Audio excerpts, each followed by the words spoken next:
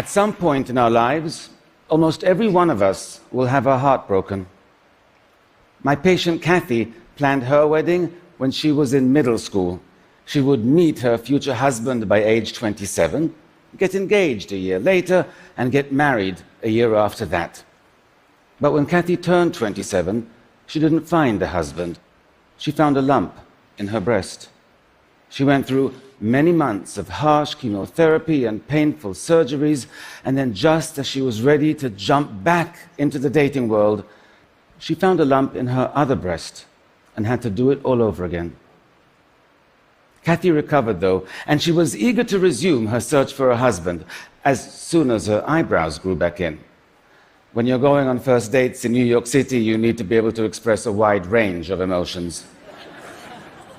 Soon afterwards, she met Rich and fell in love. The relationship was everything she hoped it would be.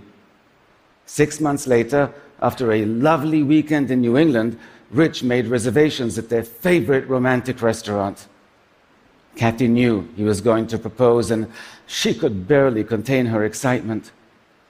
But Rich did not propose to Kathy that night. He broke up with her.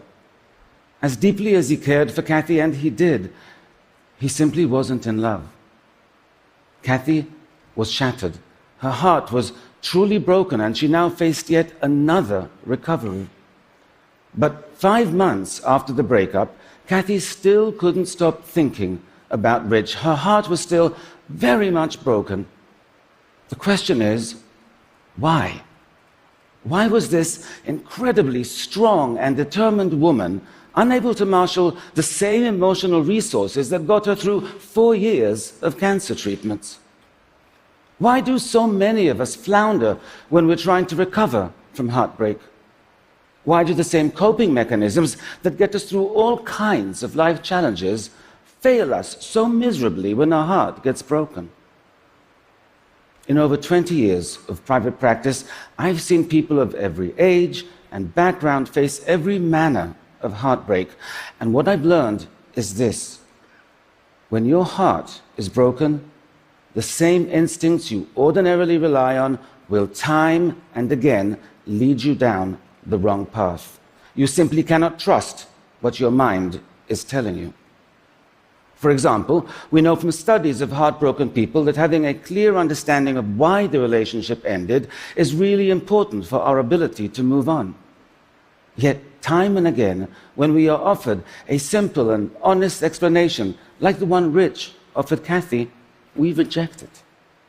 Heartbreak creates such dramatic emotional pain, our mind tells us the cause must be equally dramatic. And that gut instinct is so powerful, it can make even the most reasonable and measured of us come up with mysteries and conspiracy theories where none exist. Kathy became convinced something must have happened during her romantic getaway with Rich that soured him on the relationship, and she became obsessed with figuring out what that was. And so she spent countless hours going through every minute of that weekend in her mind, searching her memory for clues that were not there. Kathy's mind tricked her into initiating this wild goose chase, but what compelled her to commit to it for so many months? Heartbreak is far more insidious than we realize. There is a reason we keep going down one rabbit hole after another, even when we know it's going to make us feel worse. Brain studies have shown that the withdrawal of romantic love activates the same mechanisms in our brain that get activated when addicts are withdrawing from substances like cocaine or opioids. Kathy was going through withdrawal. And since she could not have the heroin of actually being with Rich, her unconscious mind chose the methadone of her memories with him. Her instincts told her she was trying to solve a mystery, but what she was actually doing was getting her fix. This is what makes heartbreak so difficult to heal. Addicts know they're addicted. They know when they're shooting up. But heartbroken people do not. But you do now. And if your heart is broken, you cannot ignore that. You have to recognize that as compelling as the urge is, with every trip down memory lane, every text you send, every second you spend stalking your ex on social media, you are just feeding your addiction, deepening your emotional pain, and complicating your recovery. Getting over heartbreak is not a journey. It's a fight, and your reason is your strongest weapon. There is no breakup explanation that's going to feel satisfying. No rationale can take away the pain you feel. So don't search for one. Don't wait for one. Just accept the one you were offered, or make up one yourself, and then put the question to rest, because you need that closure to resist the addiction. And you need something else as well. You have to be willing to let go, to accept that it's over. Otherwise, your mind will feed on your hope and set you back. Hope can be incredibly destructive when your heart is broken. Heartbreak is a master manipulator. The ease with which it gets our mind to do the absolute opposite of what we need in order to recover is remarkable.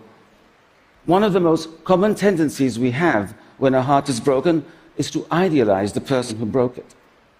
We spend hours remembering their smile, how great they made us feel, that time we hiked up the mountain and made love under the stars. All that does is make our loss feel more painful. We know that. Yet we still allow our mind to cycle through one greatest hit after another, like we were being held hostage by our own passive-aggressive Spotify playlist. Heartbreak will make those thoughts pop into your mind, and so to avoid idealizing, you have to balance them out by remembering their frown, not just their smile, how bad they made you feel. The fact that after the lovemaking, you got lost coming down the mountain, argued like crazy, and didn't speak for 2 days. What I tell my patients is to compile an exhaustive list of all the ways the person was wrong for you, all the bad qualities, all the pet peeves, and then keep it on your phone. And once you have your list, you have to use it. When I hear even a hint of idealizing or the faintest whiff of nostalgia in a session, I go, phone please. Your mind will try to tell you they were perfect, but they were not. And neither was the relationship. And if you want to get over them, you have to remind yourself of that frequently. None of us is immune to heartbreak. My patient Miguel was a 56-year-old senior executive in a software company. 5 years after his wife died, he finally felt ready to start dating again. He soon met Sharon, and a whirlwind romance ensued. They introduced each other to their adult children after 1 month, and they moved in together after 2.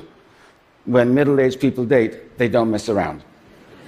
It's like Love Actually meets The Fast and the Furious.